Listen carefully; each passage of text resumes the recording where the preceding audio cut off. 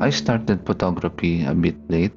I'm 48 by the way, but thinking about it, my first interaction with the camera was when I was a kid.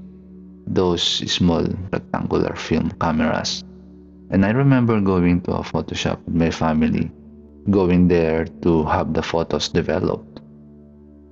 Before this X220, I had the cameras like the Panasonic Lumix LX5, I think. Still have it here. And I also have the CV1 Mark II from Sony, which I already sold. And they were good cameras where they are very easy to use, just point and shoot, but somehow I never really got into photography with them. Then I tried a Fujifilm. Before I bought this X-T20, I actually rented a XT200 before this, and I think that's where it all started. It was because of the viewfinder and the colors. It's what pulled me in. So I decided from then on to get a Fuji. That is something smaller, but it had to have a viewfinder and the color profile classic chrome. And that's how I ended up with this XT20. The viewfinder is important to me because when I take photos through it, it just feels different. It's more immersive. It's like I'm actually in the scene, not just looking at the screen. And since then, I've always preferred cameras with a viewfinder because for me, a camera without a viewfinder feels just like a small step above a phone, at least in terms of photography experience. Another thing is that this camera won't force you to learn everything right away. There is a auto switch. So when you don't know what you're doing, you just flip it and that's it. You take photos, no pressure. And then slowly, of course, you will get curious and you start touching the dials, searching YouTube on how these dials work, what these letters mean, the T, the B, the C, and you will definitely learn it. The ISO, the aperture in the lens, and you will learn it. And this X220 is a perfect platform for learning. And then eventually, I got the interest to try different lenses. So I bought a used 27 millimeter 2.8. I think it's not here. I think it's downstairs. And that was another experience. The images felt different. The images in the 27 millimeter has a more depth, and the experience was that I don't zoom anymore. I just move and I think about the composition, and for me, that made photography even more enjoyable. And of course, there's a lot of small things that is interesting.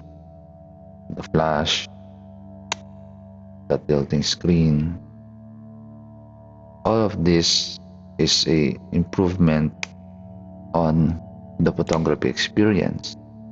Looking back, I think this is why it worked for me because I started late.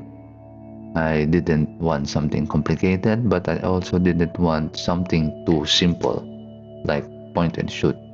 And the X220, I have everything I need. It's small size, good color, and I don't feel too self-conscious bringing it out. This X220 is just right. So why am I selling it? I think my photography has evolved. I now have other cameras like the M8, the Q2, and even the Fujifilm X30. And I feel like it's time to move to another Fuji camera. By the way, I also had the X106, which I also learned a lot from, and eventually I moved on from the X106 and traded it with the Leica Q2. And now I think I need another Fujifilm camera, but still an interchangeable lens. Sadly, I have to part ways with this X-T20. What will I choose next? Lately, I've been doing more video, recording myself playing the guitar. I have another YouTube channel playing the guitar. While this X-T20 can shoot video, is not really built for that. There's a recording limit. The screen is not fully articulating, so I cannot see if my composition for the video is right, and this doesn't have a stabilization. I am looking at the XS20 and maybe the XT4, which has a good video capability. Besides it being, I think, a perfect photography camera, and they both have a articulating screen. I think I'm leaning towards more on the XS20 because of the grip. This is the camera that helped me start, and everything started a bit later for me, but I think if you're in that same place, this is a really good camera to begin with. Again, it's time to let it go, and hopefully it will help someone start their photography journey as well. If you like this video, let me know how did you started in photography hobby again. Was it a Fuji or was it another camera, and did you also start late? Let's talk in the comments. If you find this video interesting, please consider subscribing. Thank you.